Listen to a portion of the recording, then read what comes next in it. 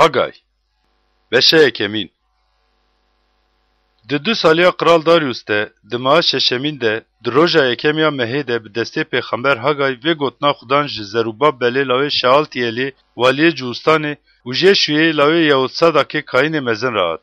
Xudanê artêşan bi vê awayî diaxive û dibêje. Ev netewa dibêje, wext bona avakirina mala Xudan wext nehatiye û bi destê Pêxember Hagay vê gotina Xudan hat. Mademe ev xanî wisa xerab be, bona we li malên wê yî rûgirtî wexta rûniştinê yî. û niha Xudanê artêşan wisa dibêje, rêyê xwe qenc bifikirin, wezaf çandin, lêbelê hindikekî anîn malê, hûn dixwin û têr nabin, vedixwin û tîbûna we naşkê, li xwe dikin, lêbelê tu kesê ku germ bibe nîne, yê ku mişeyê distîne jî bona kîskê qul mişeyê distîne. Xudanê artêşan wisa dibêje, rêyên xwe qenc bifikirin, hilkişin çiyê, dar bînin û xanî ava bikin, ez ê ji vêya razî bibim û bên bilindkirin, Xudan dibêje.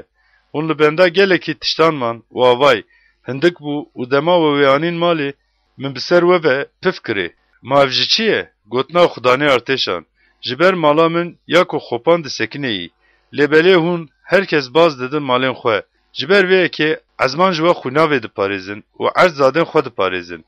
û min bi ser welêt ve û bi ser çiyeyan ve û bi ser genim û bi ser xemran û bi ser rûn û ser tiştên ku a xwan derdixînin û ser mirov û ser heyvên û ser hemû keda dest bangî zwayiyê kirim.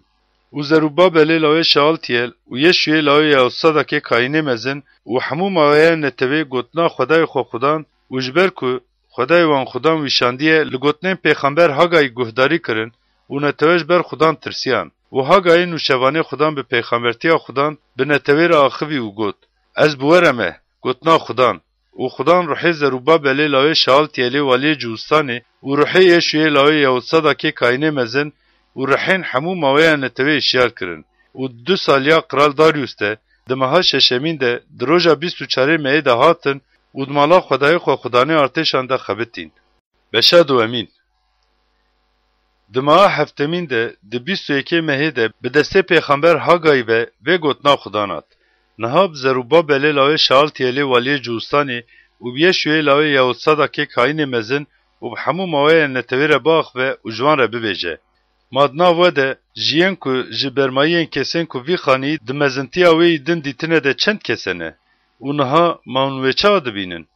Wekî çavên we de tunebûneke, ma ne wisa yî? Lêbelê niha ya Zerubabel, xurt bibe, gotina Xudan û ya yê şûyê lawê Yehudsadakê Kayînê mezin, xurt bibe. Hemû netewa welêt hûn jî xurt bibin, gotina Xudan û bixebitin.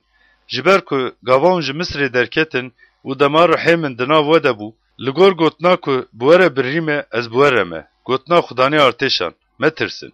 Ji ber ku Xudanê artêşan wisa dibêje, carekî din wext kurt e û ez ê erd û ezmanan û behr û reşayiyê bilerzînim û hemû neteweyan bilerzînim û hemûya tiştên bi rûmet yên hemû neteweyan werin û ez ê vî xanîyî bi meznayiyê ve dagirim. Xudanê artêşan dibêje, zî viyê min, zêr jiyê min, gotina Xudanê artêşan. Dê mezintiya vî xanî ya dawîn ji ya pêşîn mezintir bibe. Xudanê artêşan dibêje û li vê derê ez ê xweşiyê bidim, gotina Xudanê artêşan. Di 2 saliya Darius de, di meha nehemîn de, di 24 Meyê de bi destê Pêxember Hagay vê gotina Xudan hat. Xudanê artêşan wisa dibêje, niha bi gotina her kesek di dava kincê xwe de goşt hilgire û bi dawê xwe di nan de, di şorbê de, xemr, rûn, an jî her yekî xwarinê de bide, ma ev tişt pîroz dibe, ji Kayînan ve zagonê bipirse. û Kayînan bersivê dan û gotin, na, û Hagay got, kesekî ji ber beratê mindar bûye, destê xwe ji van tiştan yekî bixe, dê ew tişt mindar bibe. û Kayînan bersivê dan û gotin, mindar dibe.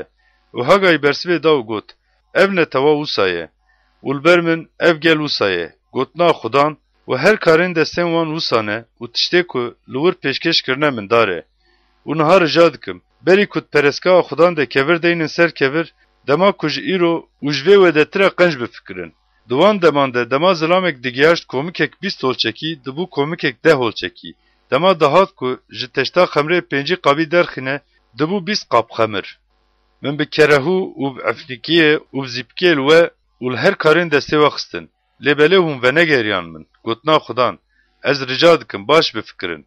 Ji îroj, ji roja 24 meha nehemîn ve ji roja ku bingeha perestgeha Xudan avêtine ve و دما کجبه و دتره قنج بفکرن. ماتوف هند عنبار دی. بله می و داره هجیره و داره هناره و داره زیتونه بره ندان. از ایرو و برکت بدموه. و دروجا 24 مهده جارا دومی و گوتنا خدانج ها گایراد. بوالی جوستان زروباب ربا اخوه و ببیجه. از عزمانان و عرده بلرزینم. و از تخت قرالتیان بسر و بنی بکم. و از قوت ولات انگلان خوپان بکم. و از عربه جنگی و سوار وان بسر و بنی بکم. و ده حسب و سوار وان بکوین. ده هرکس بشوره برای خواه بکوین. یا قوله من زروباب بلیلاوی شالتیل. گوتنا خدانه ارتشان. از وی روژه ترایجم. گوتنا خدان. و از تبکم مینا گسیل که مهره. جبر که تل بجارتم. گوتنا خدانه ارتشان.